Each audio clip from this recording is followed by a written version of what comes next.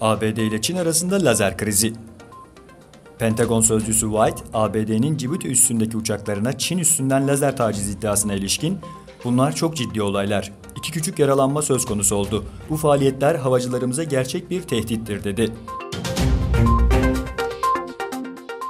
Kuzey Kore 3 Amerikalıyı serbest bırakıyor. ABD Başkanı Trump'ın avukatı Giuliani, Kuzey Kore'nin elinde tuttuğu 3 Amerikan vatandaşını serbest bırakacağını bildirdi. Çin akıllı telefon pazarı ciddi dalgalanmalar yaşamaya devam ediyor. Çin akıllı telefon pazarında yaşanan düşüş, Çinli markaları tedirgin ediyor.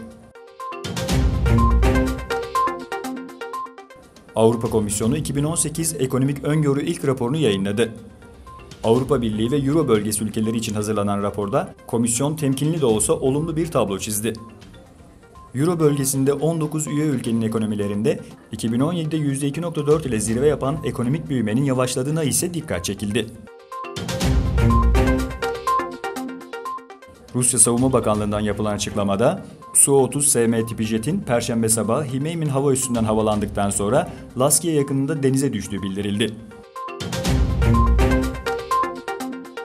Yunanistan Başbakanı Alexis Tsipras, Midilli Adası'nda gerçekleştirdiği ziyaret esnasında yaklaşık 2500 kişilik bir grup ada sakinlerini etkileyen mülteci sorununa karşı protesto eylemi düzenledi.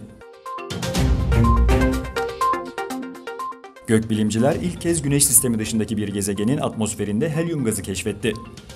Hubble Uzay Teleskobu'nun kızılötesi spektrometre enstrümanını kullanan uluslararası araştırma ekibi, Dünya'dan 200 ışık yılı uzaktaki WASP-107b öte gezegeninin atmosferinde helyum olduğunu belirledi.